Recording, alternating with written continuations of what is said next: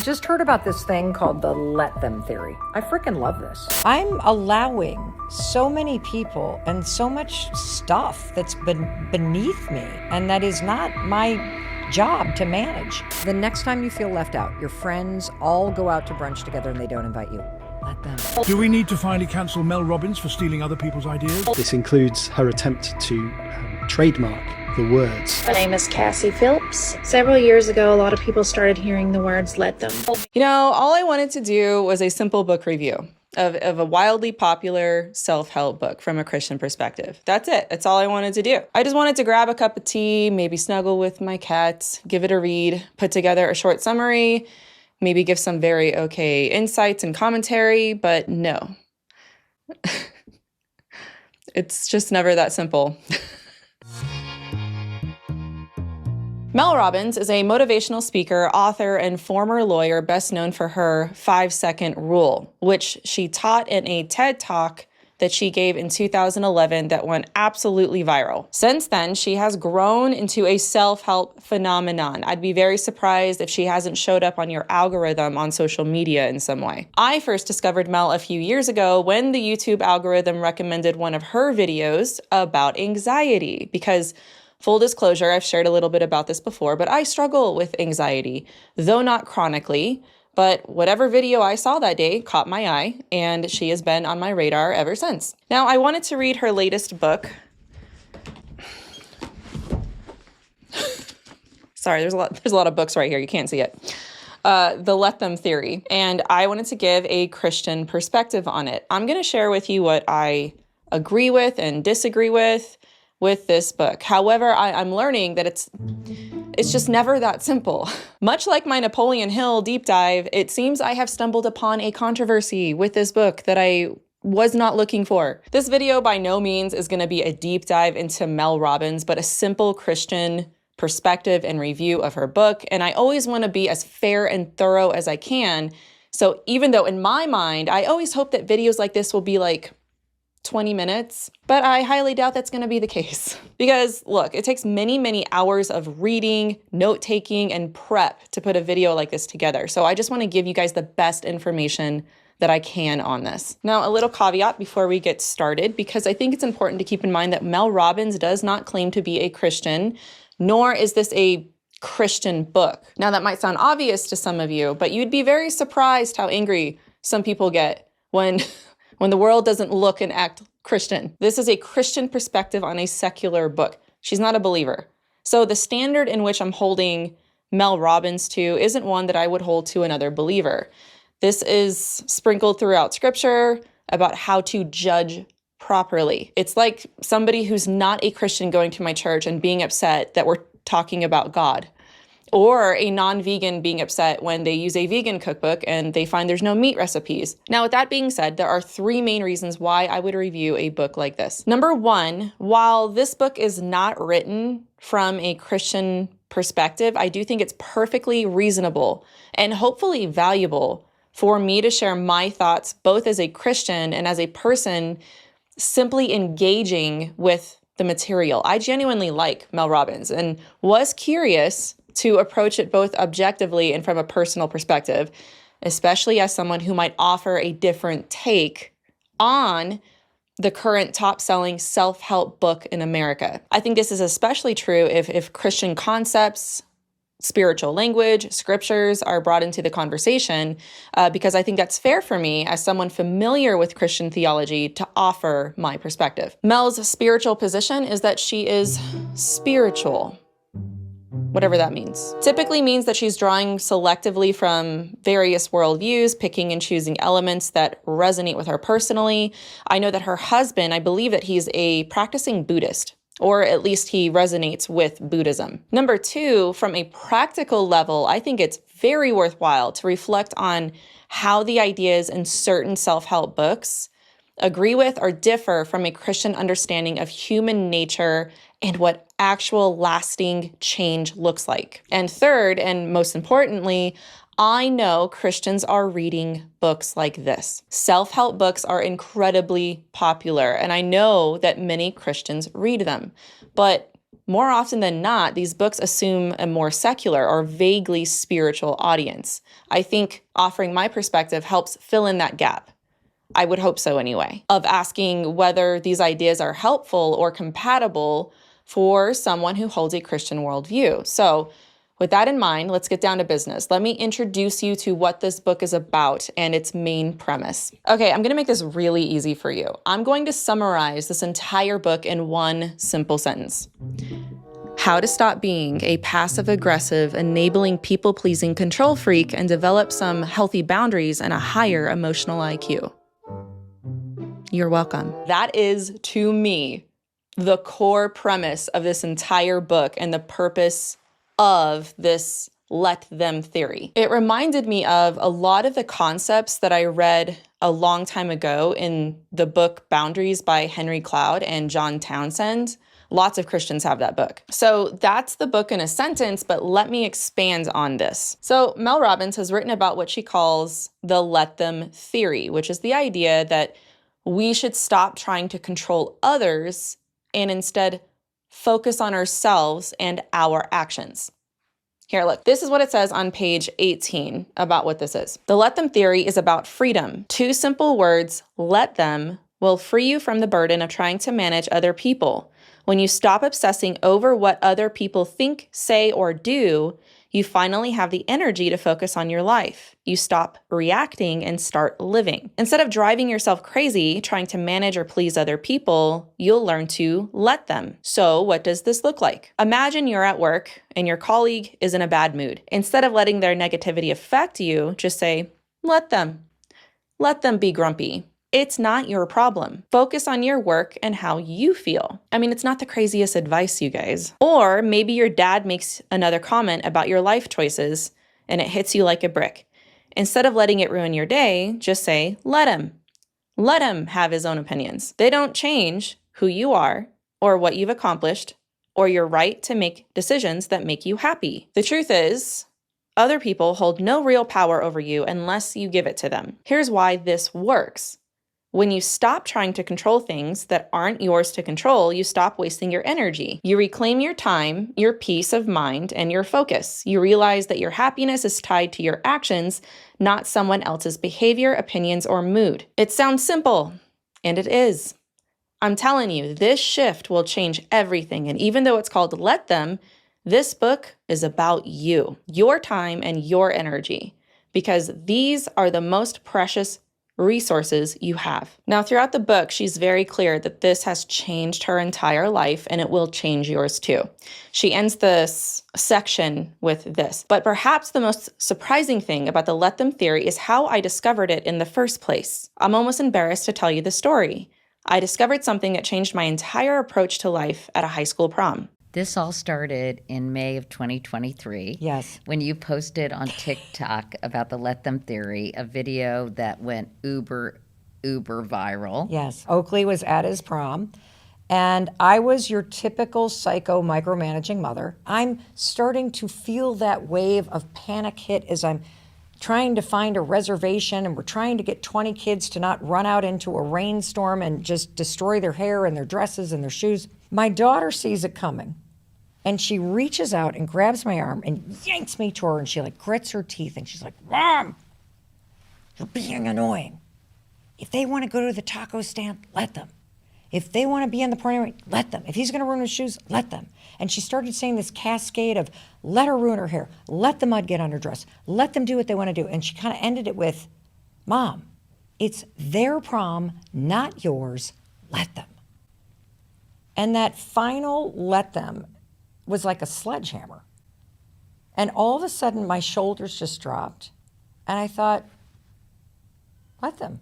She also has a counterbalance to this called let me. So let them means you stop trying to control what somebody else is doing. When you say let me, the idea is that you take responsibility for how you respond to it. Okay, so that's what the book is about and how she claims she got the idea. But I'm going to start with a chapter synopsis of what this book is about. I would normally go chapter by chapter and summarize it, but you guys, there are 20 chapters. That's a lot.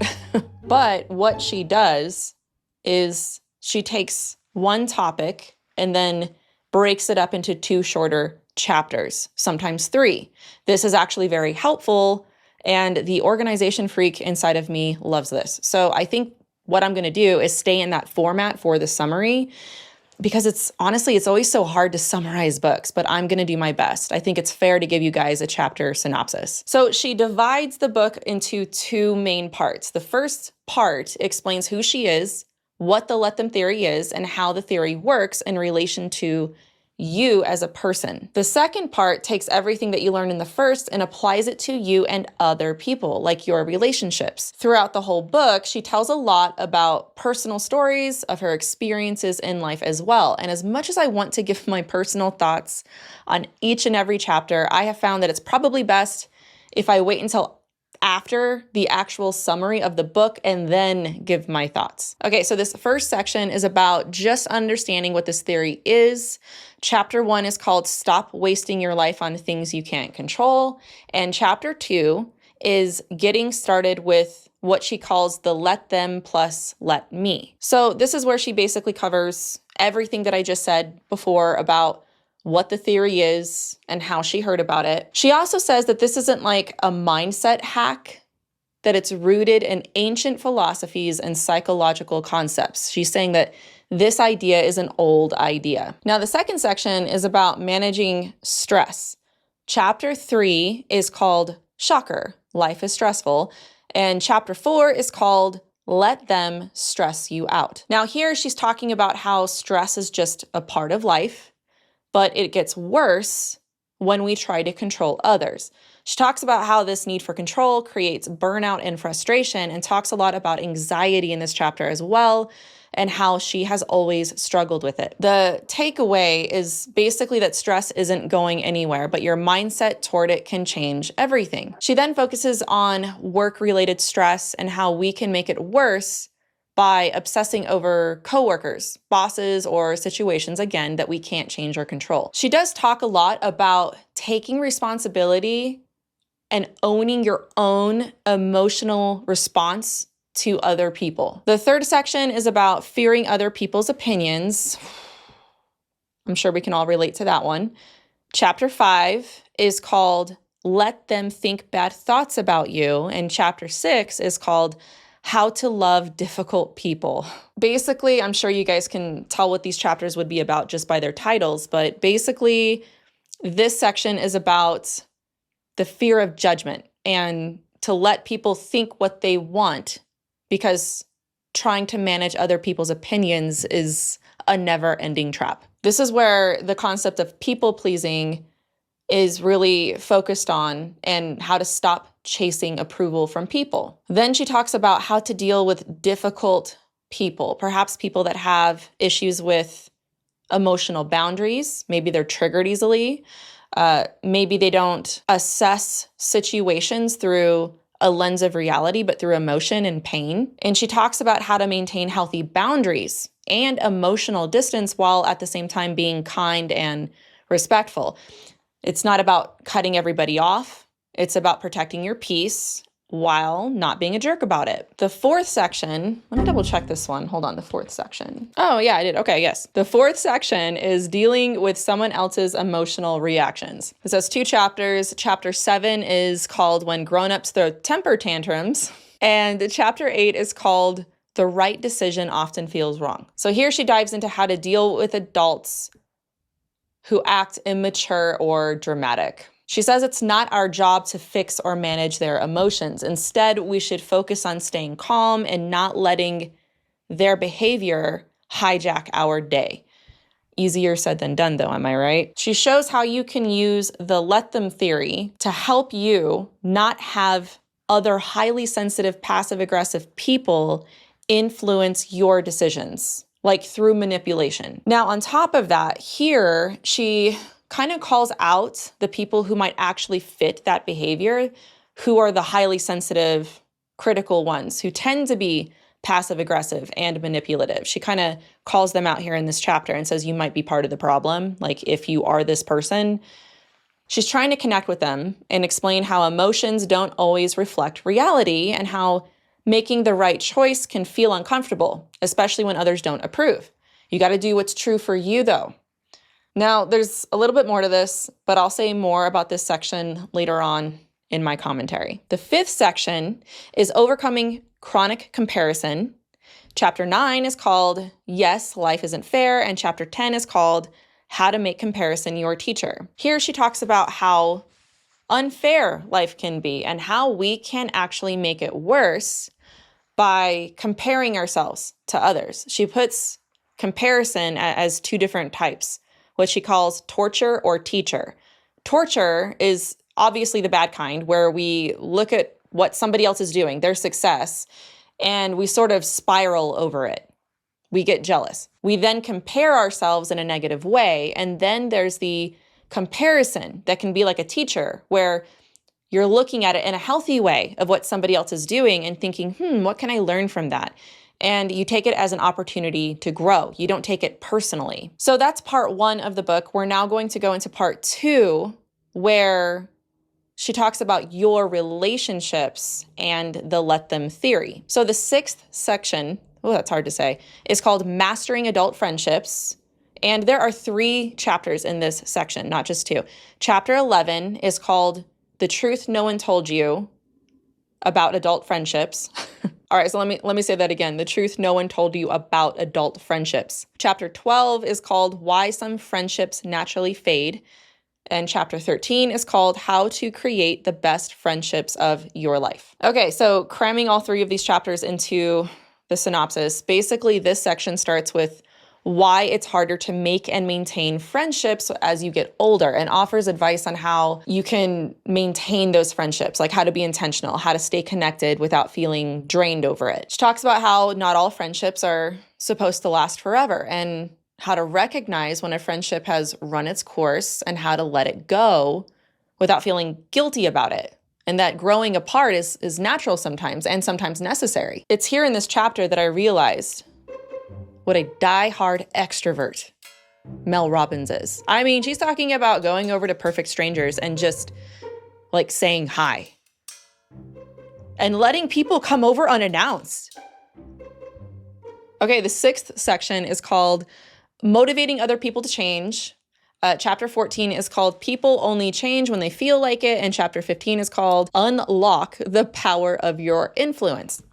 Now, this is all about people who we want to change, but they don't want to change. People only change when they decide to, no matter how hard you push. Step back, focus on your own life instead of controlling others. And she says that what you can do is try to inspire them to change, but at the same time, you also need to accept them as they are. She tries to show how you can be a quiet but powerful influence on those around you without forcing anything. Section 8 is called Helping Someone Who is Struggling. It contains chapter 16, which is called The More You Rescue, the More They Sink, and chapter 17, which is titled How to Provide Support the Right Way. Now, here she talks about the problem of enabling. Enabling is when we might justify supporting someone's problematic behaviors without realizing that's what we're doing, because we think we're helping them. But in reality, we are part of the problem when we do this. So she talks about the difference. Like, what is enablement? What does it mean to support someone? What does it mean to rescue them? And how sometimes the best thing you can do is back off and let them learn on their own. And she tries to give helpful advice on what you can do instead of enabling them. Section 9 is called Choosing the Love You Deserve, and it contains 3 chapters. Chapter 18 is called Let Them Show You Who They Are. Chapter 19 is How to Take Your Relationship to the Next Level.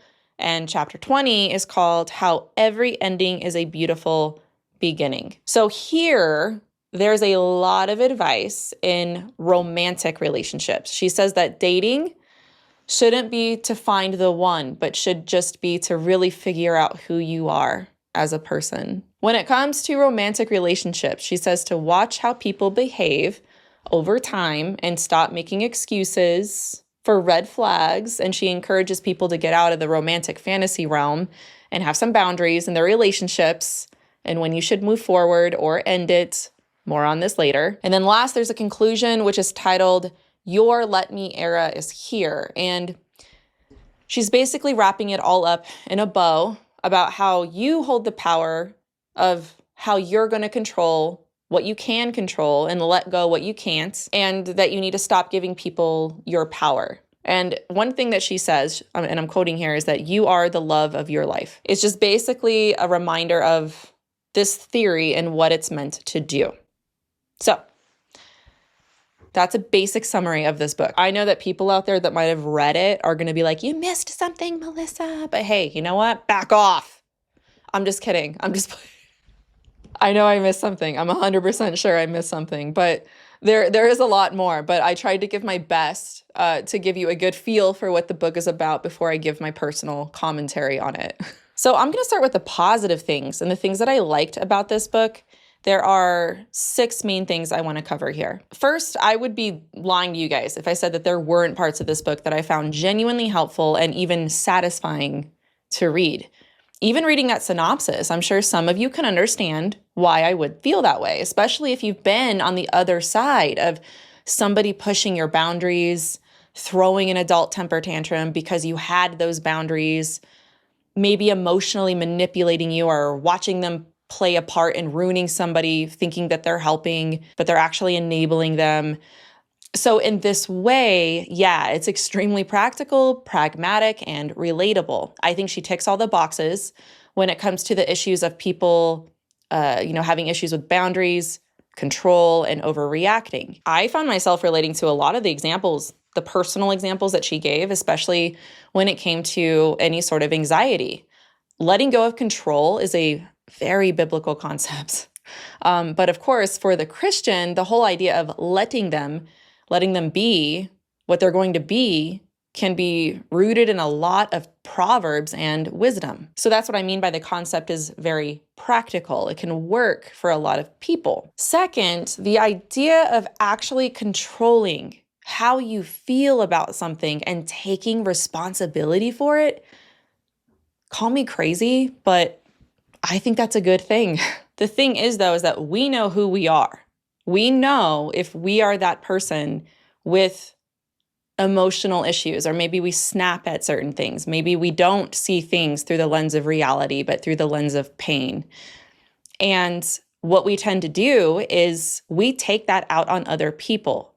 And sometimes we don't apologize for it. So to have access to information that would help you hold yourself accountable to that, I think that's a good thing.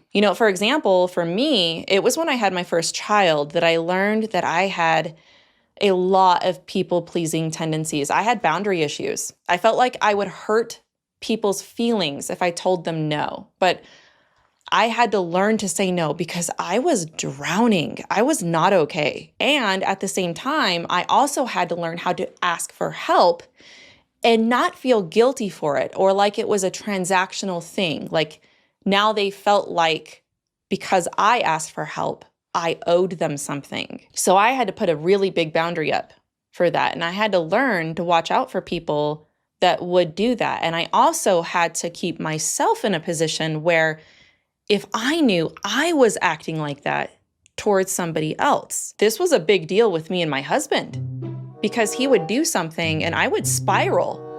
And he's like, what happened? What's going on here? He was blindsided. And it was because my emotional reaction created a reality that didn't exist. And he's just really confused. And looking back now, we'll be married 18 years. And looking back now, I get it. It was having children that really kicked me out of the nest when it came to this. If somebody wanted to get mad at me because I told them no, that's on them. That is not my fault. And I need to let them own their own feelings. Now, if I'm being a jerk about it or something, that is different, right? That's me, that I got to own it. But it was this letting go of control or responsibility for how everybody else felt. and what they did that was so freeing, because I just simply didn't have the energy to care about it anymore. I had a baby. I wasn't sleeping. I hadn't showered for almost 2 weeks. I smelled like I almost fainted one day walking in the hallway because I think I was so thirsty. I don't care, Pam, if I didn't call you back right away. I need to take a shower. Becoming a mom was like an emotional sledgehammer for me, okay? I mean, it really helped me understand what it meant to have boundaries and to prioritize things. So I'm saying all of this because I see a lot of these concepts shared in this book and what Mel Robbins is trying to say in this book. But also, I didn't have to read this book or practice the let them theory in order to learn that, but more on this later. Third, there is something about Mel Robbins' tone that I like, okay? And that's probably why she caught my attention when it came on the algorithm. She has a way of speaking where people just lean in a little bit more, you know? She has a way of just flat out telling you the way it is, which, to be fair, a lot of self-help gurus do that. But I wouldn't say she's coddling you in this book, though, either. She does put a lot of the responsibility on you. She calls you out when needed and lets you know that you can't be lazy about this or blame others. I actually found this aspect very interesting because I do come into contact with some people who do what I call self-sabotaging. It's like they are part of creating the problem and maintaining it, but then they don't do anything to change the problem and then continue to complain about said problem. I mean, this kind of stuff can split off into all kinds of behavior, like enablement, for example, where there's this toxic empathy or toxic positivity in our relationships that we allow. So all that to say, I like her tone and writing in this aspect. Now, the fourth thing is that it kind of bounces off of everything that I just shared, is her introduction to the let me part of the let them theory. As I was reading, I was kind of taking notations because I'm like, well, what if you're part of the problem? What if this? What if that? And that's where the let me part kind of comes in. It kind of balances out this idea that you can let go of what somebody thinks, what they say, and your responsibility over their emotions, but it also gives responsibility back to you on how you react. It's kind of her way of politely getting in your face if you are part of the problem and how to take action to change that. I kind of went into this book expecting to find major issues with the whole idea, but I find honestly that this did help kind of balance my gripes. So for example, let's take how people are going to think things about you that aren't true. And how you can just kind of disengage from that and just let them believe it. Let me give you a real example of this. There are people out there who think, theologically speaking, I am a reformed cessationist, specifically because I call out garbage theology in the Word of Faith movement and beyond. And even though I love and respect many of my reformed cessationist brothers and sisters and many of my charismatic brothers and sisters, I am neither reformed or a cessationist. I mean, I might agree with some aspects of the tulip model, but I'm not a 5-point Calvinist. So I can apply what Mel is saying here, and I just let them believe what they want because I can't control them or their misconceptions. I can spend an unbelievable amount of time correcting people, or I just let it go and move on. God knows my heart. He's the only one that I care about. He's the only one I want to please. And it's my conscience before him that should be clear, right? So this is where a really good Christian concept can come in. So hypothetically speaking, this is where the let them and let me would come into play. It's me understanding what I can control. So people who wrongly assume things about you or me, we can try to have a mature insight about that, which is easier said than done. But take the case of people assuming things about what you believe without actually knowing your position. Let's say I can understand where that might be coming from for them, as it seems to be kind of a knee-jerk assumption to deflect an actual issue. Or they simply just might have assumed. Kind of an innocent thing there. It could also be a sort of mental defense to protect what they believe and allows them to make others sometimes an emotional and theological punching bag, right? And it may be easier to dismiss the bigger issue which would cost them a lot to believe. I know what I believe, and God knows what I believe. My conscience is clear. Let me make better use of my time. And sometimes I find that it comes from a place of hurt, which helps me empathize with others. It doesn't have to be theological. It could be many things. But what I'm trying to say here is that it's the emotional and spiritually mature thing to do to take a step back and just kind of put yourself in their position for a second. Why are they feeling that way? How did they come to feel that way? So there's just an example of the balance there. And believe me, she tells a lot of stories in this book, and I found them relatable. And it's always a little relieving to read that somebody else struggles with these same things. But again, more on this later, but I did not need to read this book to learn this. Fifth, I can see some people with a strong victim mentality not liking this book very much. And this might be controversial to say. I don't really care though. She kind of calls them out for it. And to be honest, I'm here for it. Especially as a Christian. Especially in today's political and cultural climate, there's a hesitation to kind of look at core issues right in the face and deal with them because there's a lot of pain you got to go through to get there. Okay, and lastly, I don't know if this is a positive, but it's more of an observation that's kind of sandwiched between my positives that we've just gone over and my concerns that I'm about to go over. But I'm going to put this commentary here anyway, but I was really surprised at how little spirituality was a concept in this book, if at all. I'll mention this a little bit later, but there was only one tiny part of the book that mentioned the supposed ancient philosophies and psychological concepts rooted in Stoicism, Buddhism, radical acceptance, and what was the last one?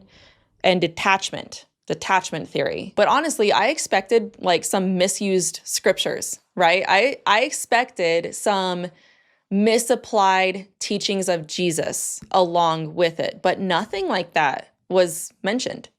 Not even once. Now, apart from that section mentioning the roots, I didn't see any like outright New Agey stuff. Now, to be fair, New Thought is infused throughout the entire self-help genre, but there wasn't any outright New Thought techniques, right? I was looking for this, like affirmations, for example, manifestation, law of attraction, or mind power stuff. That's not to say that she avoids this stuff, especially on her podcast. The science of manifesting and visualization. Manifesting is not thinking thoughts and then hoping that they come true. Thoughts become things only when your thoughts inspire you to take the actions to get those things. Ugh, Mel, you're better than this. So I was very surprised that this was not in your face in the book. And in this vein, I also expected a lot more identity politics. Now, I think that it's very mild and sprinkled in here and there, but it's not really shoved and forced in your face like what we're used to. And I'm totally speculating here, but it might be a marketing design on why they did that. They're trying to appeal to the widest audience that they can. And sure, there was no misuse of scripture and no culture war identity politics shoved in your face.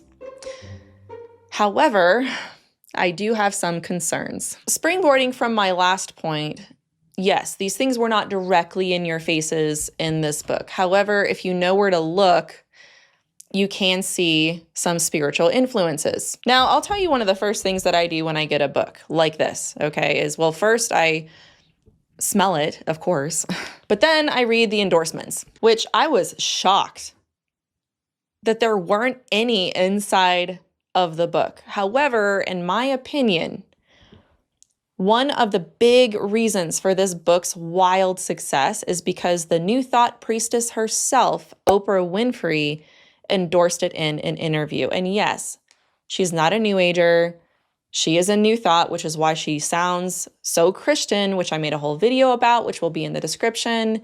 I digress. But here is some of Oprah's interview with Mel Robbins endorsing this book. And Mel is totally fangirling. Oh my gosh. Look at us.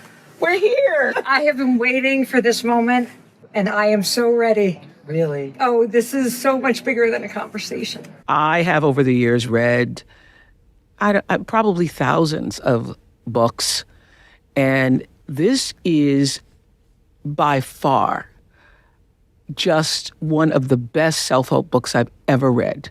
Now, at the time of me filming this right now, this video has over 2.2 million views. But then I noticed something else as I was looking through the very empty first pages. I noticed the publisher. It was none other than Hay House Publishing. Hay House is probably the #1 new age, new thought, self-help publishing company. It was founded by a woman named Louise Hay, who is the OG New Thought priestess. She single-handedly catapulted New Thought to the next level in culture. One way this was done was through her teachings of affirmations and affirmative prayer, which are New Thought prayers. They're designed that way. But then the next weird thing I do before I read a book is I look at the back at the citations. And again, I was stunned because there are no citations. Apparently, there are no footnotes with linked citations in the Let Them Theory book. It only has a bibliography. And as someone who just lost my mind and wrote a highly researched book with a high amount of citations and footnotes, I was very annoyed. What ideas were hers and which ones weren't? How do I check this? I found this to be very ambiguous, and I'm sure that other authors do this, right? Like, do they do this? But I would really like to check out and match together where she got certain references from, but I can't do that. I mean, here's where my mind goes with this, okay? If somebody wanted to check on plagiarism, would they be able to do that?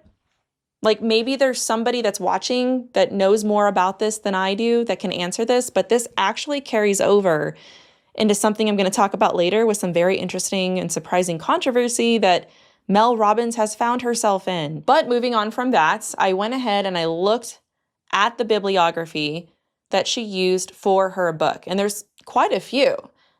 Some of them are psychologists, others may be general articles, some of them are even from her own podcast. Some of them are other self-help books, but I underlined some names that I did recognize. One of them was Brene Brown. I mean, yeah, that makes sense. But then I found other names like Eckhart Tolle, for example, who is a huge New Age, New Thought guru. Now, I'm sure that there are other names in the bibliography that would be associated or involved with pseudo-spiritualities. I didn't recognize some of them. Maybe I overlooked some, but those were the ones that jumped out at me. But this is my first minor gripe about this book. The second minor gripe I have is what I think is a fundamental flaw in what she's trying to say about the let them theory. And it's this idea of just kind of detaching yourself from what somebody else thinks about you, and that it seems very me-centered versus truth-centered. Let me unpack this a little bit, okay? Because this is really important. As a Christian, we see that God embodies the truth of reality, like laws of logic, the laws of morality. What defines goodness? Just everything that corresponds to reality. This is why Jesus says that he's the way, the truth, and the life, and why God has revealed himself in the way that he's revealed in Scripture. He is the great I am. There's nothing that he's not, and everything you need is in him. Jesus claims the I am for himself exclusively, all right? And this is another reason why he calls himself the bread of life. He's the living water.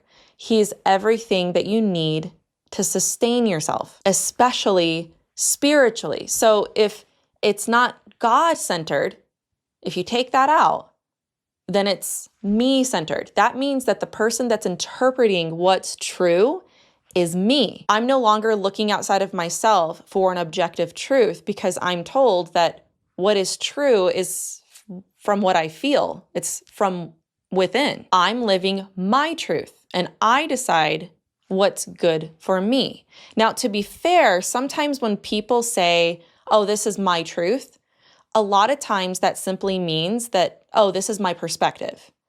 So the language can kind of get a little blurred, but that's not what I'm talking about here. But if Jesus is the truth, then there's a divide, a tension, scripturally speaking, between what Mel is saying and what Scripture says. There are a lot of issues that flow from what I just said, which kind of sets the stage for everything else I'm going to go over in what I have issues with, but it goes far beyond just this book. There's a bigger issue here. Let me hash this out a little bit more, okay? First, both of these things can be true. You can do something that is true for you and be aligned with reality and a good thing at the same time, but that's not the impression I get from some of the advice she gives here. What this book does and what the advice does is it errs on the do what makes you happy even if it hurts others side, which is not always right or aligned with reality. Let me give you an example here. This is on page 124, and I underlined it specifically to read for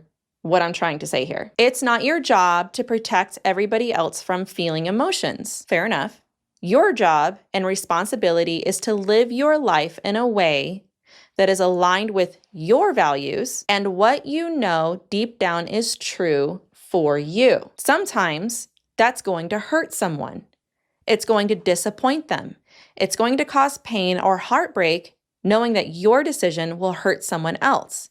And it's going to be one of the hardest things you're going to do in life. People are allowed to be upset when you change your mind and disappointed or heartbroken when you break up. People are allowed to be depressed when they lose their job. Now, to be fair, this chapter is talking about the right decision often feeling wrong. Yeah, that's what she's talking about. And she does give some good insights here, but it's messages like this that are kind of sprinkled throughout the book, and I find them to be really slippery. Let me tell you why. Imagine reading this through the eyes of a husband or wife who wants to have an affair and thinks that they will be happier with another person. Are you just doing what you know is deep down true for you? I see this justified a lot in our culture now, that people are just wanting to do what makes them happy. Let's take this in a different vein. What if you are a huge influencer wanting to start your own business, but the name that you want for your business belongs to another person with a much smaller platform? You see that they haven't trademarked the name, but you know if you take the name, you will essentially run them out of business. This is legal, but is it ethical? Because after all, it's not your job to protect everybody else from feeling emotions. Let them feel that way, because it's your job and responsibility to live your life in a way that's aligned with your values and what you know deep down is true for you. You know it's going to hurt them. They're gonna get disappointed, but hey, they're allowed to be upset. Let them. I hope that you guys can understand the tension there with that kind of advice.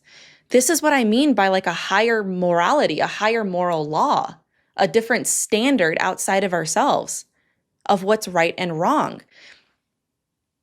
She misses that. This is a much bigger issue in the self-help industry than we realize, and it's the core issue with a lot of books like this, but I'm getting ahead of myself. So I think the caveat that should be added to this is that there's a standard of what's right and wrong, and I think it's within that standard, that moral law, that decisions need to be made, not what you subjectively see as right or wrong, not your values. Now, I'm kind of ragging on her a little bit here. Let me give some grace. There are instances where this advice is fine.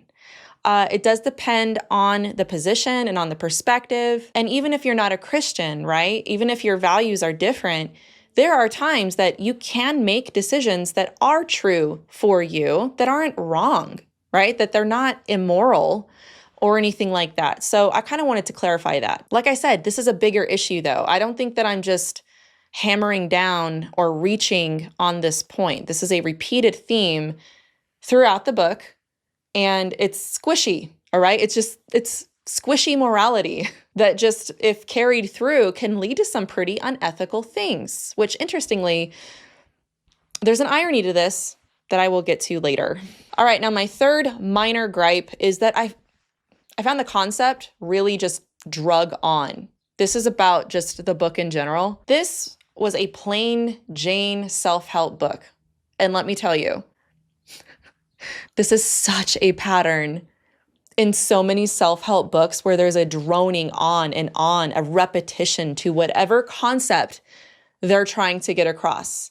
And there's nothing new under the sun. And Mel Robbins took a simple concept that can be put in a sentence or two, or a poem, or maybe even write an article about, or even make a short video as far as what it would look like to simply hash out the nuances of this let them theory. But a book that's over 300 pages and 20 chapters long, it just felt repetitive after a while, and dare I say, it even got boring at times. Furthermore, there's nothing in this book that I haven't read somewhere else or haven't conceived of in my own common sense or life experience. Okay, the fourth gripe I have is I had some issues with her advice about relationships. Let's take romantic relationships, okay? She says the goal of dating isn't to find the person you'll marry, and I just do not agree with her here. And I know that it's considered politically incorrect to say today, but no, that is the point of dating. Casual dating and sleeping around might be normalized, but it's fundamentally unhealthy. I think more people know that and are afraid to say it than we realize. You're not supposed to say that out loud anymore. But I really don't care, because the people reading this advice are sometimes lonely, emotionally drained, and struggling in relationships, likely because part of the problem is our free-for-all dating culture that has trained us to expect connection without commitment. It eats its own tail. It gives the problem, but it prevents you from finding the solution because our culture has allowed this. People are afraid to really look at the core issues. In other words, I see the let them theory, as practical, but it's like a Band-Aid to deeper issues because of what I was talking before about the standard of values. A lot of people are just afraid to be politically incorrect. That's their standard. Now, this concept can also carry over into friendships and work relationships. So there's this promotion of detachment and emotional boundaries, which can be helpful. Sometimes it can gloss over the moments when we really do need to be challenged and hurt in order to grow, right? So there's an assumption that you, the reader, are not part of the problem. In fact, that is the opening sentence to chapter 1. Okay, this is what it says in context. She says, if you're struggling to change your life, achieve your goals, or feel happier, I want you to hear this. The problem isn't you. That's bad news for T Swift. The problem is the power you unknowingly give to other people. And, on the side here, I couldn't help but writing, but sometimes you are the problem. So the perspective and the assumption is that the reader is the one that needs to let them. So there are just some inconsistencies here. One of the examples that Mel gives is somebody who has given a presentation at work and it just absolutely flops. And her advice is to just let them feel how they feel and not take it personally. She says that it doesn't necessarily mean that your idea was bad, but that's the problem, is that what if it actually was a bad idea? And what if it was their rejection that's exactly what you need to improve? Or what if your date never called back because they only wanted something physical? That's not just let them, that's a signal to raise your standards. So I understand the core messaging of this book, and a lot of it I agree with. But when that message turns into you're only the problem because you're not prioritizing yourself, it sends a mixed signal. Sometimes that rejection is telling you something about your own patterns. And if all you ever do is let people be without reflecting on what that reveals about you, you don't grow. You just stay stuck, but more peacefully. And I get it. That's kind of where the whole let me thing comes in. But I think that's my point about the inconsistencies. Also, this is a random side note, but in that section, I was actually really surprised to see that Mel Robbins quotes Sarah Jakes Roberts, T.D. Jakes' daughter, in that same chapter. Apparently, they're friends. And honestly, I'm not shocked anymore when Word of Faith preachers cross paths with secular influencers anymore. It just makes sense at this point. Okay, now my fifth gripe kind of plays into another thing that she says throughout the book about not judging. This isn't plastered throughout the book, but there are a few times throughout where she's talking about, rightfully so, letting people make their own choices and stop being a control freak. But at times, one of the remedies she gives with this is to suspend judgment. Now, if she means harsh, critical, and condemning judgment where someone is being like an authoritarian jerk, then yeah, I agree with her. But from what I understand, it seemed like it was just a blanket judgment altogether. We live in a society that says you really shouldn't judge anyone for their choices. People don't want to be judged, and they think they're being loving and tolerant if they don't judge others. I mean, it's even in the Bible or something. But if I'm honest, I always kind of cringe when I come across this because this is really impossible. Everybody judges. You're judging me right now. You're going to judge. What's biblical and what should be done is to have a proper judgment. For example, chapter 14 in her book is about not changing people. And there's some good stuff in this chapter, but she uses the example of a husband and a wife where the husband is really unhealthy and is making bad life choices. And the wife really wants him to make a better choice. Now, again, I'm not sitting here saying that the wife should have like this harsh, critical judgment, but her overall assessment isn't wrong. She's saying that the acceptance of another person as they are is the foundation of a healthy and loving relationship. So let's play that movie forward and turn it on its head. Does that only apply to the lazy husband, or can it apply to the supposedly judgmental wife? Can he accept her as she is for judging him for his bad life decisions? So some people might think I'm overanalyzing this a bit, but I think this is just one example of a bigger point that I'm trying to get across in the book's messaging, that a lot of the advice can be very good, but some of the things that she says along with it don't seem consistent and are shortchanged, which brings me to the bigger issue that I have here. This has to do with the self-help industry in general. And instead of going through Mel's book and picking through it about these problems, I'm going to give you a bigger bird's eye view of this bigger issue. Not just with this book, but with the self-help industry in general. First, there's an incentive to keep you messed up. Every time I think of this, I think of it as the mental equivalent to the pharmaceutical companies. The self-help industry, like the pharmaceutical industry, thrives on an ongoing cycle of dependency rather than true resolution. Just as the pharmaceutical companies benefit from managing symptoms rather than curing diseases, in the same way, I see that many self-help gurus profit from keeping people in a perpetual state of almost healed, but not quite. This is what I mean when I say that it's shortchanged.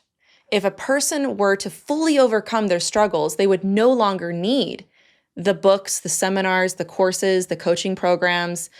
That's just bad for business. I believe that this is why many self-help authors recycle the same core messages, repackaged in new ways to keep their audience engaged, but never truly finished with their journey. This entire book is basically a marketing strategy, the let them theory. It's a commercial for why you need it. And I guarantee this won't be the last part of this. There might be workbooks, seminars, or whatever that will be used to tell you how you can grow in this area, because this is the answer to all of your problems. It's basically, now pay me $5,000 and I'll tell you the next thing that will solve all of your problems. This won't be the last book that Mel Robbins writes. And it won't be the last book some other self-help guru writes about how it will solve all your problems. Now, to give some grace here, I do understand that books kind of in this genre are genuinely helpful, right? They do work in some aspects. Let me unpack that for just a second. There's another problem that occurs here that I call the it works trap. What you are one with is what you are one to. What I mean by that is if this book, if you read this book, okay, and it really helps you, say that you're just, man, this has helped me with so many things in my life. I'm so glad I read this book. It was earth-shattering for you, or whatever. Now, what typically happens is, what else does Mel Robbins have to say about these things? And the thing with really, really popular online influencers is that sometimes there's another alternative worldview that you kind of sign up for that you don't realize you're signing up for because, hey, their product worked. So what you end up doing is lending your trust to this person, and it's very difficult for you to see them in a negative light. I use this example all the time with prosperity preachers. This is one reason why I think they do a lot of false healings, by the way, because if you believe that you've been healed, then they're a prophet to you. And they really can't say anything theologically wrong. Like it's hard for you to see. That's kind of the essence of my point here. The it works can be a trap for you to kind of give your allegiance to this person and what they say about certain things that have to do with the most important things in life: God, spirituality, who we are as people. There's some caution that I'm trying to put forth here. Next is the illusion of progress, all right? Just like the goal of the pharmaceutical company isn't to get you healthy, but to keep you sick, I believe the goal of the self-help industry is not to actually fix you, it's to keep you broken. Building on top of that, many self-help methods give you the feeling of making progress rather than actual progress. Similar to how some medications can mask symptoms without addressing the root cause, self-help can create an illusion of improvement without substantial change. This can happen through a lot of means, through temporary motivation boosts like seminars, inspirational speeches, books, and these things might feel good in the moment, but they don't provide a lasting change. The next issue is what I call built-in guilt and shame. A key tactic that I see in some self-help is making you feel like you're the problem if their methods don't work. Like you must not have visualized hard enough. You didn't affirm the right way.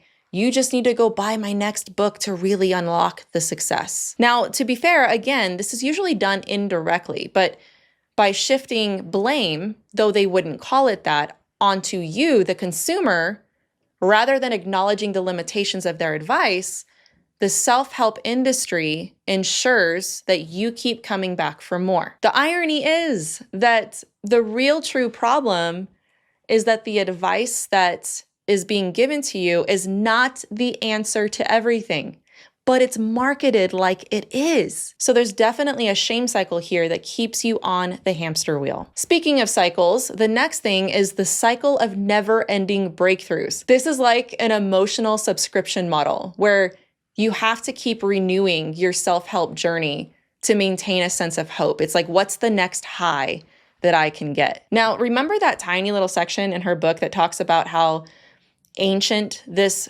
concept supposedly is? She's not entirely wrong, but that goes to show how marketing these ideas of, oh, it's ancient and philosophical, that kind of stuff really works in favor of this industry. The other thing to bring up here is to think about how many concepts are repeated almost every 5 to 10 years, and they get into books, and these same concepts with different titles become bestsellers.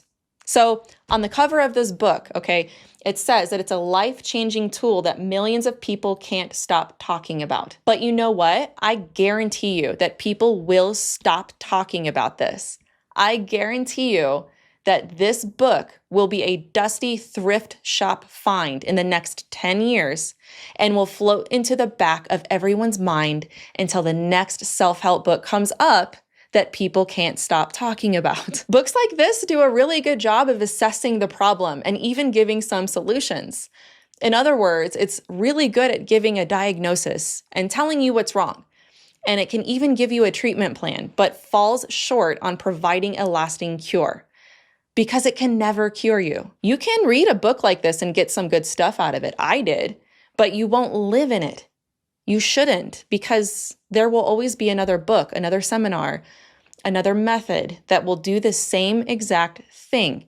It'll provide temporary relief, but you're in essence reliant on this kind of stuff because it doesn't actually work. So yeah, I actually agree that it's ancient, but it's as ancient as a slimy serpent in a certain garden. It's repackaged with the same old message that you're the answer to the problem, that the power is within you. Question God and give power. That is Satan's pattern. Okay, I have one more section that I want to talk about. I never anticipate these videos being so long, but you know what? You know where you're at.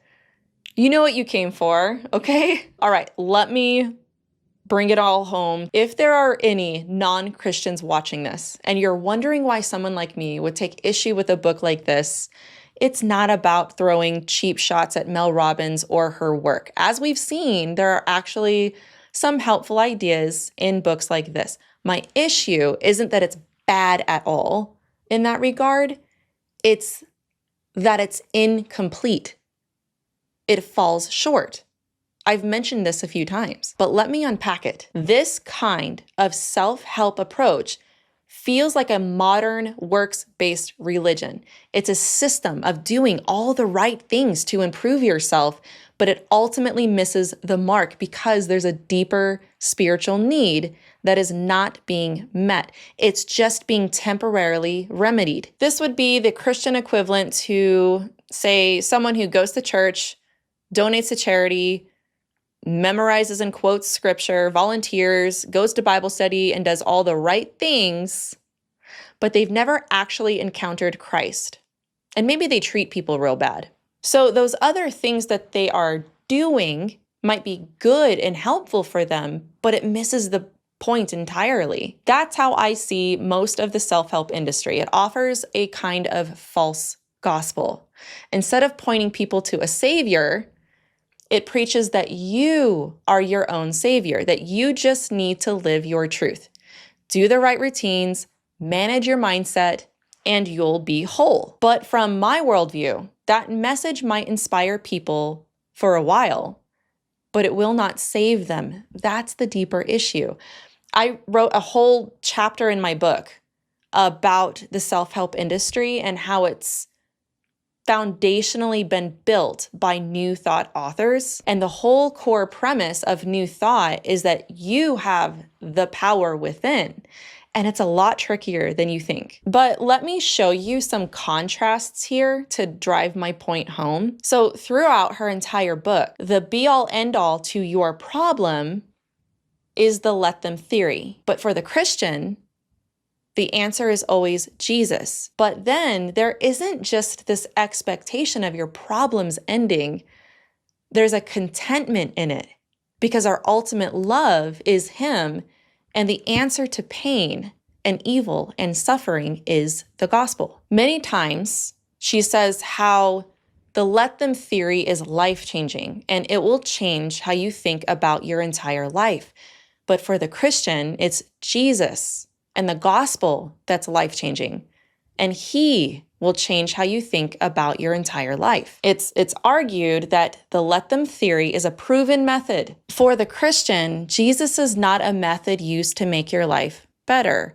He is life. He is truth. The let them theory and many other self-help remedies say that you are also the solution and you have the power. But for the Christian, it's giving up that power and realizing that you are not the solution. In all four Gospels, Jesus Himself says that if you want to find your life, then you must lose it. This might sound confusing, but this is the essence of following Jesus. He says to count the cost of following Him, but there's also a reward and that you will also find yourself in Him. Now, let me give you one more. In the last few chapters of her book, she emphasizes this concept that you are the love of your own life.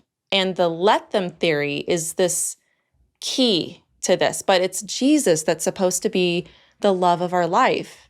And he's the key to understanding life. So this is what I mean by the self-help gospel being a false gospel, because this is what false gospels do.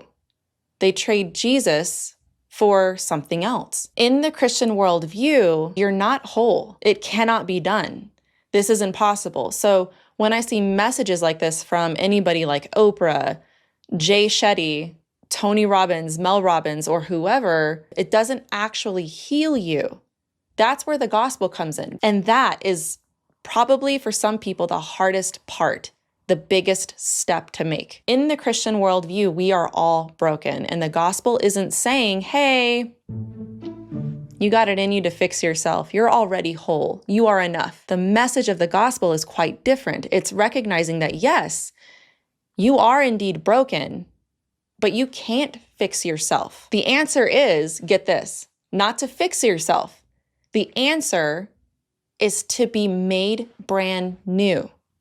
It's to be reborn. You need a whole new spirit.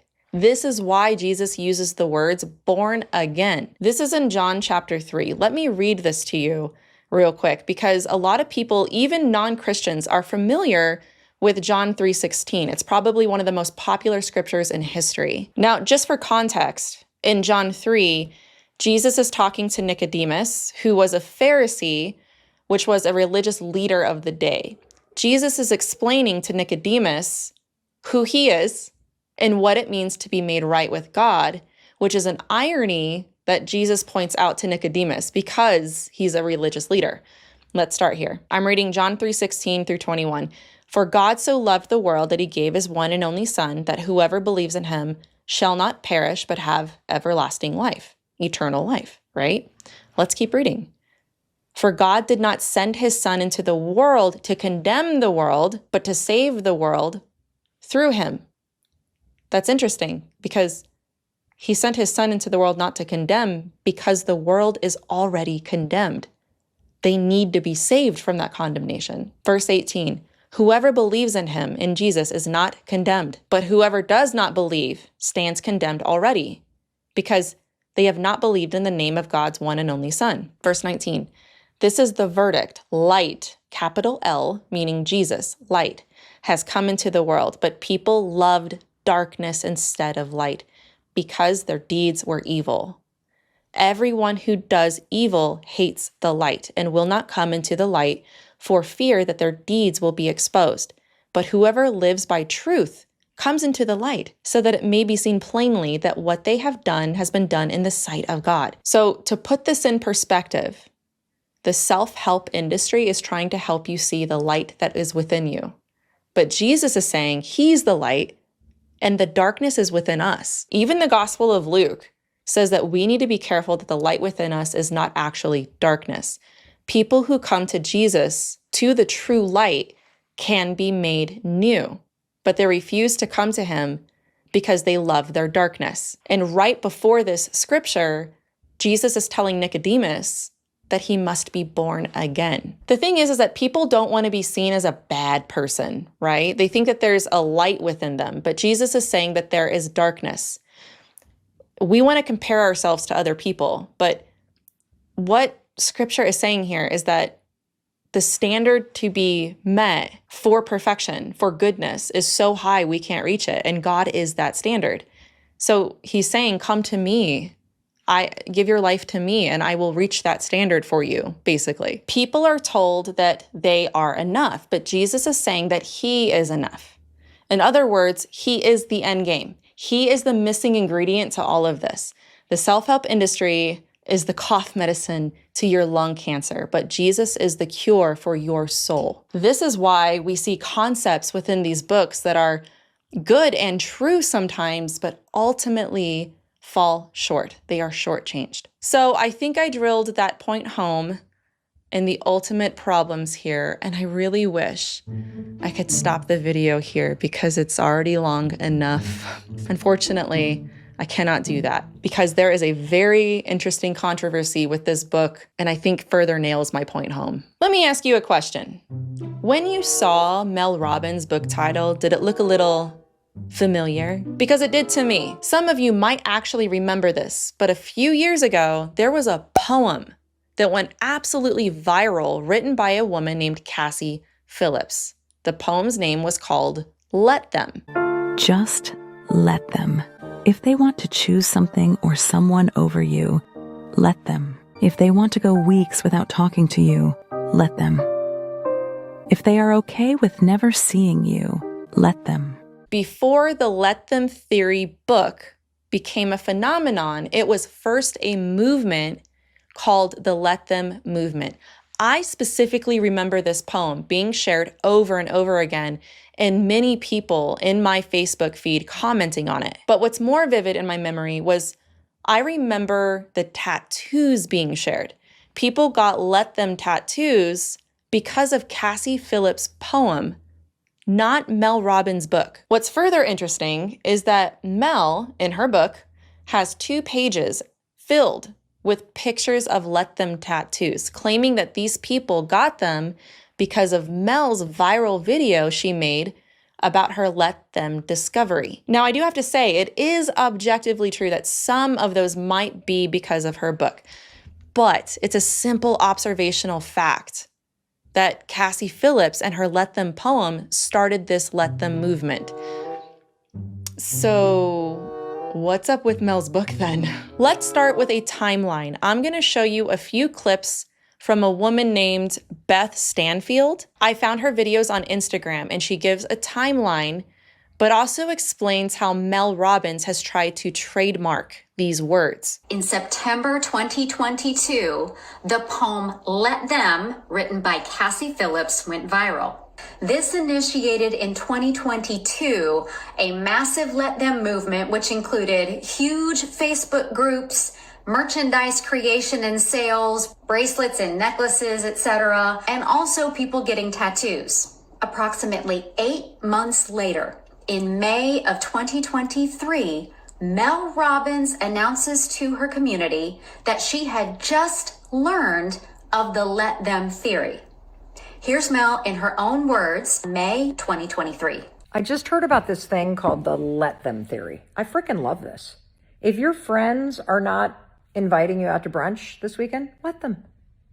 If the person that you're really attracted to is not interested in a commitment, let them.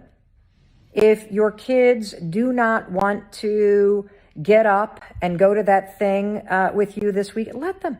And then you get to choose what you do next. Less than 5 months after posting that video, where she announces that she had just learned of the Let Them theory, on October 10, 2023, Mel Robbins Productions, Inc.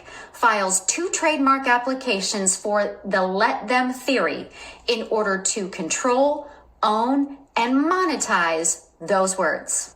These first 2 trademark applications were filed over a year after Cassie Phillips' poem Let Them went viral in September 2022. On July 11, 2024, in advance of her book, Mel Robbins Productions, Inc. filed 2 more trademark applications for the Let Them theory and one for the phrase, let them. That's right, folks. Trademarking words. Now, just real quick, I want to take a moment to clarify that nowhere in the book, nowhere in Mel Robbins' original viral video, and to my knowledge, also nowhere in her interviews, has she ever once mentioned Cassie Phillips in any capacity or the Let Them movement that was going on at the time. The thing is, though, is that in my opinion, from what I can see, Cassie Phillips did not write this poem to be famous or to keep it for herself. She was at a very low point and she was broken and shared her art with the world. I don't think she wants credit because she wants to be rich or famous. I think she wants credit just because it's the right and ethical thing to do. Now, the first time I came across this controversy was when I was just looking for clips of Mel Robbins for this book, and I came across the tubes that had some things to say about this. And the first video I watched of this was from a guy named Andy Mort. His channel is called The Gentle Rebel. And I'm going to show you some clips from that video because I think he does a phenomenal job of piecing together certain things in this story. My name is Cassie Phillips. Several years ago, a lot of people started hearing the words "let them." A mantra, a poem being recited by different people. It was going everywhere. There's tattoos everywhere. It turned into a movement. Celebrities started getting involved. It becomes bigger. Podcasts are happening and a book's being written called The Let Them Theory. So while suggesting that this book is built on extensive research, Mel fails to mention this really important context in the book or in any of the publicity surrounding it. She knew she had to figure out why this concept was touching so many people. So here's what she did. People got tattoos. She wrote a book. Not only that, but she's portraying her book as the reason people began getting let them tattoos. Yet this trend began in 2022, long before she'd even heard about the let them theory. So the question has to be asked, is this plagiarism? I'm going to show you another clip from Beth Stanfield because this is actually her field of knowledge. What is plagiarism? Plagiarism is taking or using original ideas or the expression of someone else and passing it off as your own, or taking and using the expression of someone else without proper attribution. Either one of those is plagiarism. Okay, let's go back and look at the replay footage. First from back in 2022, and then from Mel Robbins when she announces to her community that she had just learned of the let them theory. May 2023. Here's the footage. Just let them. If they want to choose something or someone over you, let them. If your friends are not inviting you out to brunch this weekend, let them. If they want to go weeks without talking to you, let them. If the person that you're really attracted to is not interested in a commitment, let them. If they are okay with never seeing you, let them.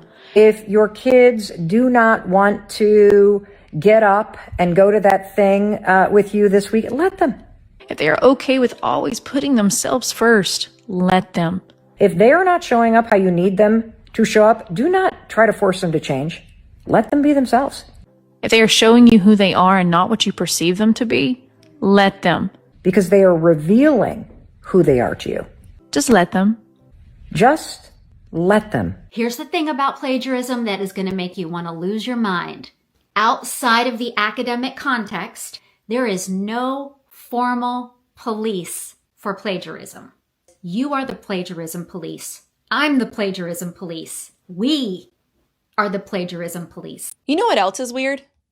The fact that Mel Robbins could have picked any other phrase besides let them, but she chose that one. Let them was already a phrase gaining traction in the culture, known in the culture, super marketable, and easy to rally around. So the groundwork was already fertile for her. That alone probably gave the book a huge boost. On top of that, I also think the big push came from strong endorsements and smart marketing. Like we mentioned Oprah.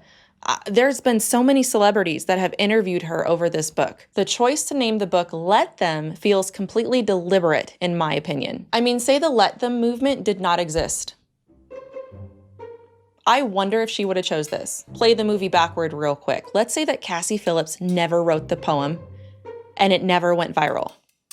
Objectively speaking, there are better titles than Let Them. Titles like Oh Well or Let It Go.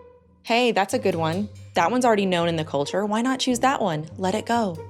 The power of letting it go. Something with the word surrender in it, or even something in your face like get over yourself. I mean, self-help books are known for being bold, edgy. Sometimes they have cuss words in them. It's just the way it is right now.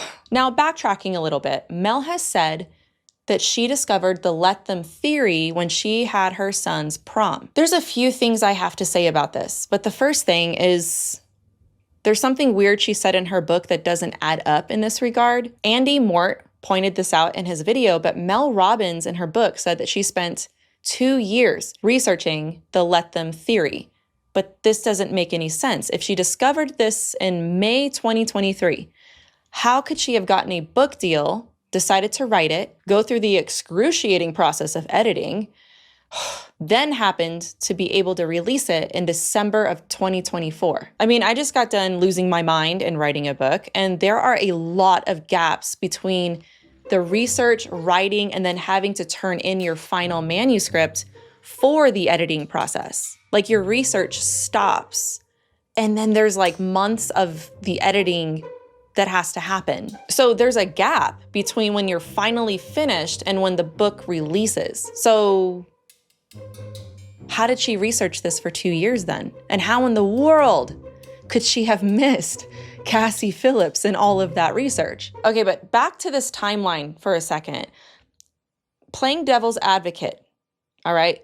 There is something about the timeline that I'm actually really unclear on. One of the claims going around is that there's a timeline inconsistency involving when Mel Robbins posted her initial viral Let Them Theory video and when her son's prom actually happened, okay?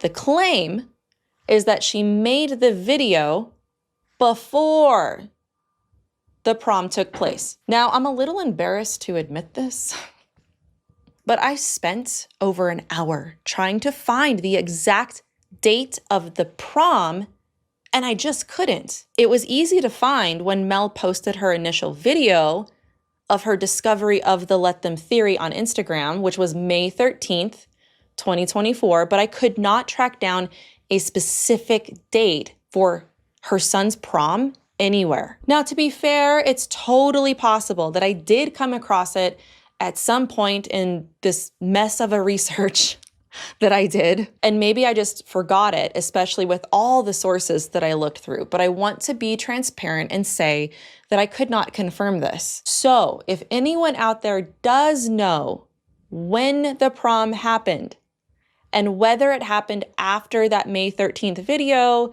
feel free to please drop it in the comments, because if that's true, then yeah, that definitely does not look good for her. Hey, post-editing, Melissa here. I actually have some updates on this. Right after I was done filming this, I saw that there was another video from The Gentle Rebel about how Mel Robbins has responded to the controversy, and I wanted to share that with you. So apparently there has been a New York Post that has also reported on this. I'll leave a link in the description if you want to read the whole thing, but it was published on March 12th of 2025. This is what Mel Robbins has to say about the allegations of plagiarism. And I'm quoting here. "People can obsess over any detail, but the facts are simple. I have not seen her poem. I have not read her poem, and it was not and will never be the source of inspiration for my book. This is nonsense. I have spent 10 years shining a light on other people's work. So the allegation that I would steal someone else's work is ridiculous. As I write in the Let Them Theory, you cannot control what other people say, do, feel, or choose to make up about you. People can say anything about you at school, at work, on the internet, and you can't control it. Let them." So you can see that she adamantly denies even hearing of Cassie's poem or the Let Them movement. Now, real quick, let me play the role of Mel Robbins' defense attorney. Okay, let me play the defender here for a second. I would have to say that her strongest point in this argument is the fact that she really has made a career of shining light on other people's work. So what would be the incentive for her to lie if that's been a consistent pattern of Mel Robbins? So let's just say that that's true. Okay, let's say that Mel really is telling the truth and her name is being dragged through the mud for something she didn't do. And the biblical term for this is slander, right? Then that's actually pretty awful for her. And I imagine that there's some hurt that she would have to get through. If all of this is wrong and Mel Robbins is innocent, then she has every right to deny these allegations. And even I have to admit that I would have to wonder what the incentive would be to lie if she has a pattern of highlighting people. And not only this, the argument that this phrase, an idea, has been around for a while might be a strong one. For example, again, having my defense attorney hat here on, I found another poem on YouTube that predates Cassie Phillips' poem that goes by the same name called Let Them. So if I were in Mel's position and I was being slandered, okay, the first thing I would do is try to make the situation as right as I could. I would probably reach out personally to Cassie Phillips and talk privately and try to understand the other person. I would also try to bring as many receipts as I could, right? Okay, now, taking off my defense hat for a second. On the other hand, let's play the other side for a second. Speaking of receipts, the first thing I would ask for is the receipts. I would ask her to prove the date of the prom and then compare it to the date of the video. And that's probably the oddest thing about her statement, is that if she wanted to clear her name, all she had to do was deliver the date of the prom and show that the prom happened before her video, and then all of this would go away for her. All right. So like I mentioned before, I just think that one simple thing would clear up so many things, because the date of the Instagram video, according to my own findings and according to this article, is that it was posted on May 13th, 2023. But what I'm frustrated with is this article, once again, does not give the date of the prom. It just says that it's in May 2023. And in some videos that I've watched about this controversy, there is inconsistency on the exact date of the prom versus the date when the video was posted. Like, I need some source material here, people. The actual proof of the date of the high school prom would clear a lot of this up. If the prom came after that video, then Mel has some splaining to do. And if Mel Robbins isn't being honest, then it exposes a major flaw in the whole premise of her book that I mentioned earlier. You can't apply the let them theory if you're the one in the wrong. Are we just letting people do what's true for them, even if it harms others? Is this her truth, or is it the truth? That's the fundamental problem with this kind of standard. It lacks an objective anchor. Now, if she is being honest, then again, it serves as an example of how the let them mindset can be helpful, but even then, I say it still falls short of what I'd consider a real opportunity for growth, accountability, and even reconciliation. It leans too heavily on detachment, when sometimes the better path is honest confrontation or mutual understanding. There's more here, but I thought that I would share what I found after I had recorded this video. But next, I want to discuss this whole trademark issue. This was mentioned before in a clip, but Mel Robbins wanted to trademark the phrase, let them. Just go and look at Amazon. Go put let them in the search bar. So think of that from Mel's perspective.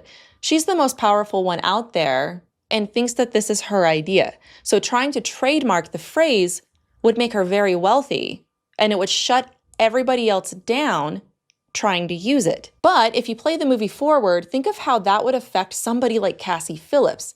She writes the poem that went absolutely viral that's titled Let Them.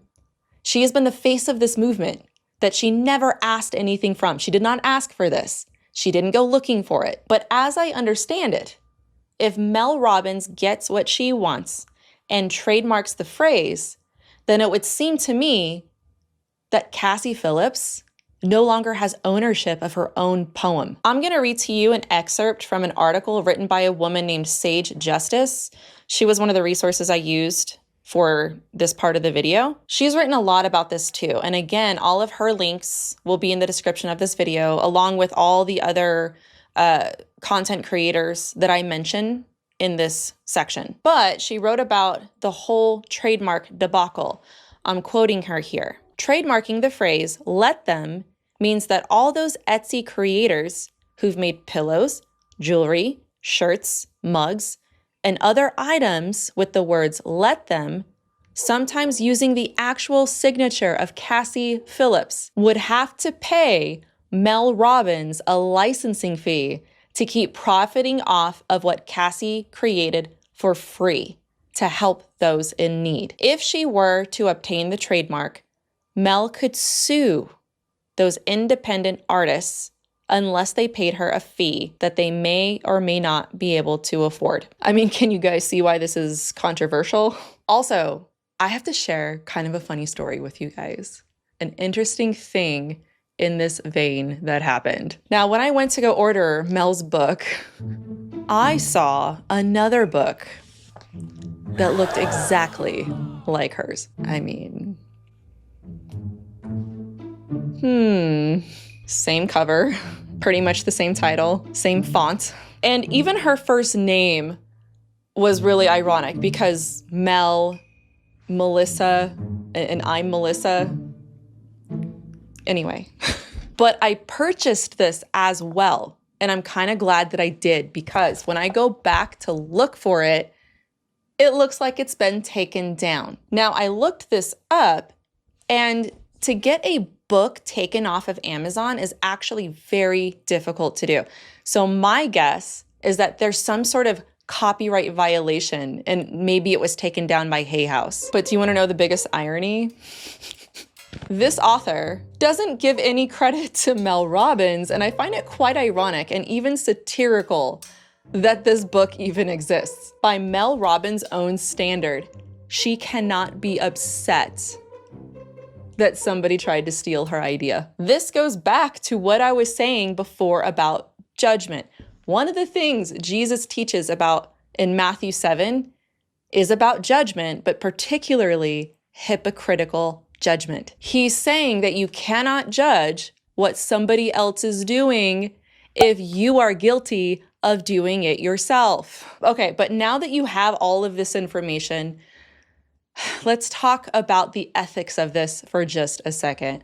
And let me maybe put this into some perspective. Now, what some people may not know about me, unless you're an OG Tubes watcher of my content, is that outside of the tubes, I am also a semi-professional artist. Cassie Phillips is a poet and a writer, which to me is a fellow artist, just in a different area. And there's an ethic in the artist world of not plagiarizing someone else's work or giving credit if they have inspired you. And how I imagine this for someone like Cassie is to imagine I were a rather unknown artist and I painted a piece that was extremely personal to me. But let's say that I decided to share that with the world. I posted on social media, and that painting and meaning went viral. I felt seen. I felt like, wow, this is truly helping other people. This is so cool.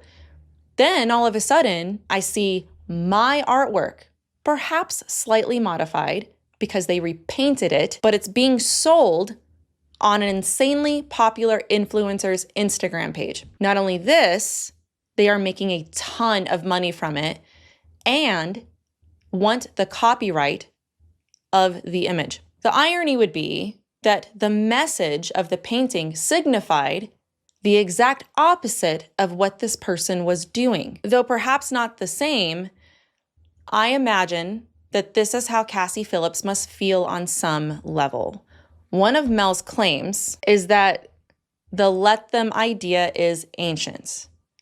And part of that is true, okay? She's taking a lot of the advice, a lot of the common sense, and putting it together in a repackaged way. We've already gone over this though. But I mean, she's basically taking common sense application and making it sound like it's some sort of deep ancient wisdom. I don't think the origins are a main focus of her book at all, but I do think it's her reasoning for where this theory supposedly comes from. So in Mel's mind, it might be, hey, it's fair game. Now, speaking of ethics and art and books, there's actually this really cool book called Steal Like an Artist, where the concept is that there's really no original idea and that we're all inspired by something or someone. I believe, as a Christian, the originator of the beauty that inspires us as artists started with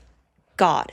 He is the originator of my art. He is the originator of our poetry. He is the originator of everything good, true, and right. But it's not because he created those things. It's because he is those things. And then what we do is we take that and we transform that concept into something that's original. Like, for example, you guys can't see it, but I'm looking in the back right now at a rose painting. It's my painting.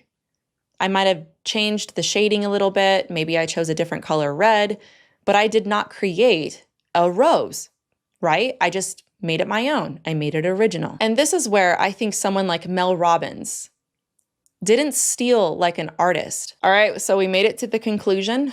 So even though obviously there are some good and satisfying things in this book, my overall impression is that this book did not wow me. It did not change my life, and I find it quite forgettable. It's because this is not revolutionary. I think there are hundreds, thousands of books on this topic that are actually better and more hard-hitting. And I think they are better because they get to the core of the issue.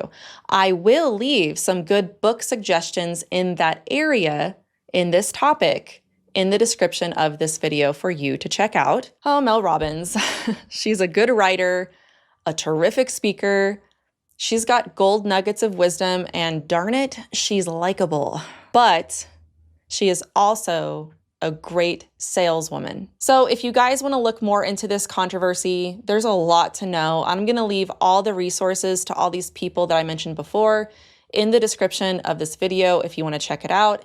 It is quite the rabbit hole. So I am 100% sure that I talked more about this topic than I anticipated, and I am totally sure that I probably missed something. And if you are a believer, and if you have read this book, and you want to give your own insights, please feel free to share. I would love to know your thoughts. But what I've shared so far, I think it's sufficient enough for everybody to get an idea of the concept of this book, what I think is good, and also some concerns, and filling you in on the controversy. But what do you think? Do you agree? Do you disagree? Do you think I missed something? Let me know in the comments below.